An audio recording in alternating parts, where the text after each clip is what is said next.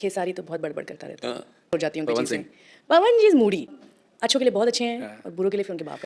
अभी अभी दोस्तों रानी चटर्जी का एक पॉडकास्ट आया है जिसमें उन्होंने खेसारी लाल यादव और पवन सिंह पावर स्टार पे खुल के बातचीत की है। पवन सिंह पावर स्टार का तो उन्होंने काफ़ी ज़्यादा तारीफ किया क्योंकि वो है उस लायक, इसलिए उनकी तारीफ होगी ही। और इसके पहले भी गाना भी आया था उनका, चुम्मा चुम्मा गाना, तो उसकी भी काफ़ी ज़्यादा तारीफ की थी उन्होंने। आगे मैं दिखाता हूँ कहाँ पे। और वहीं पवन सिंह के लिए तो एक शब्द बोली कि मूडी हैं और कोई उनके पीछे पड़ता है तो उसके लिए उनके बाप हैं। वहीं खेसारी लाल यादव के बारे में बोली कि बड़बोला है, सोच समझ के नहीं बोलता है, बैक फायर कर जाता है उसी पे। खेसारी लाल यादव को लेकर के इस तरह की बातें उन्होंने जो बोली है, खेसारी लाल उनसे जूनियर है एक तरह से, जैसे कि सुनने में आता है, खेसारी लाल बोलते भी हैं।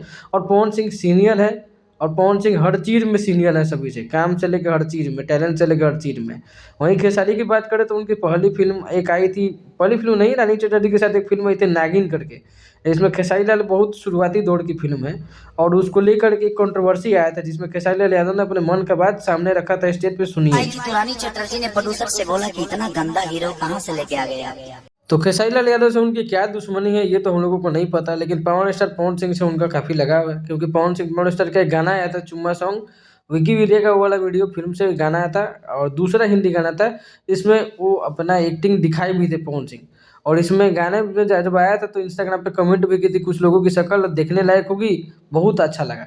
यानी कि यहाँ पे किसी और को टारगेट करके, यानी खेसारी लाल को ही टारगेट करके बोला था, इतना तो सबको समझ में आता है। तो इनके बीच की खटपट काफ़ी पुरानी है, ऐसा क्या इंटरनल मामला है जो हम लोग को अभी तक पता नहीं चला। बाकी छोड़िए इस सब बात को, और इंडस्ट्री में ये सब खबर होते रहता है, चलते रहता है, सभी कोई अपना भड़ास आके निकालता है। वैसे रानी चटर्जी का कोई प्रोजेक्ट अभी आ नहीं रहा है, नई फिल्मों में कहीं दिखाई दे रही है, तो हो सकता है कि ये स्टंट हो एक तरह से कि पवन सिंह अपने फिल्मों में काम दे दें। बाकी वीडियो अच्छी लगे तो लाइक शेयर सब्सक्राइब जरूर कीजिएगा। Thank you.